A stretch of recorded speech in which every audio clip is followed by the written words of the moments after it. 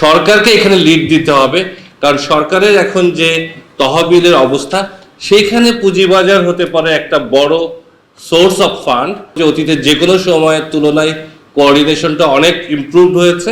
বিগত দিনে সরকার পুঁজিবাজারকে গুরুত্ব দেয় নাই, যে ওভারঅল ম্যাক্রো ইকোনমিক পলিসি তৈরি করার সময় বা আর্থিক খাতের যে অবকাঠামোগত যে দীর্ঘমেয়াদী পরিকল্পনা, সেখানে পুঁজিবাজার একেবারেই কোনো গুরুত্ব পায় নাই। সুখের বিষয় হচ্ছে এইবার আমরা দেখেছি আমাদের সরকার তাদের নির্বাচনী ইশতেহারে যে অর্থনৈতিক পরিকল্পনা করেছে, সেখানে পুঁজিবাজার একটি বিশেষ গুরুত্ব পেয়েছে। এবং এখন আমাদের দেখা যে অতীত দিনে কি হয়নি, কেন হয়নি, তার থেকে বড় হচ্ছে আগামী 5 বছরে আমরা কি করতে চাই। আমাদের পার্শ্ববর্তী দেশ বা আমাদের মতো যারা অর্থনীতি আছে তাদের তুলনায় আমাদের GDP to market cap one of the lowest.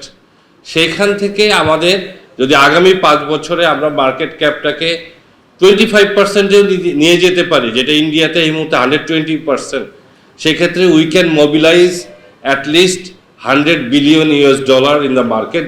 এবং আমরা যদি 20% যদি ফরেন ইনভেস্টমেন্ট এখানে আসে, তাহলে আমাদের যে এই মুহূর্তে যে আমাদের ম্যাক্রো ইকোনমির উপর যে চাপটা আছে, সেটা অ্যাটলিস্ট আমাদের এফএক্সের ক্ষেত্রে কমে আসবে।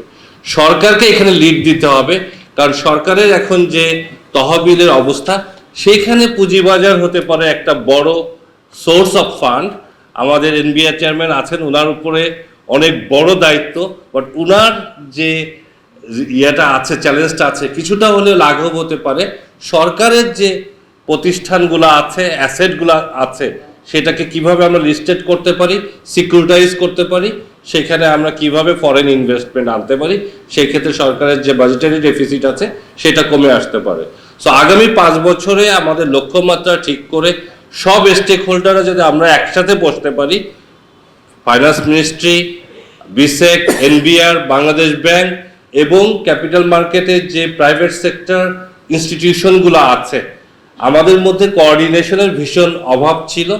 এই মুহূর্তে আমি বলবো যে অতীতে যে কোনো সময়ের তুলনায় কোঅর্ডিনেশনটা অনেক ইমপ্রুভ হয়েছে, বাট এখানে আরও স্পেসিফিক্যালি টার্গেট বেসড কাজ করার সুযোগ আছে।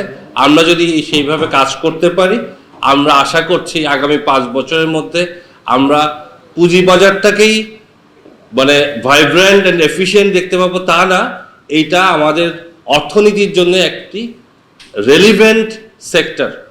এইটা আমাদের অর্থনৈতিক পুনরুজ্জীবনের জন্য one of the most viable একটা রুট তৈরি করবে, সেটা আমার দৃঢ় বিশ্বাস, এবং সেই অনুযায়ী আমরা সবাই কাজ করব। দেশের নাম্বার 1 ট্রেডিং অ্যাপ নিফটি ফার্স্টে পাচ্ছেন ট্রেডিং এর সব সুবিধা, dual exchange access, company analysis, portfolio তৈরি করা সহ আরও অনেক ইউনিক ফিচারের সাথে ট্রেড করতে ডাউনলোড করুন এক্ষুনি।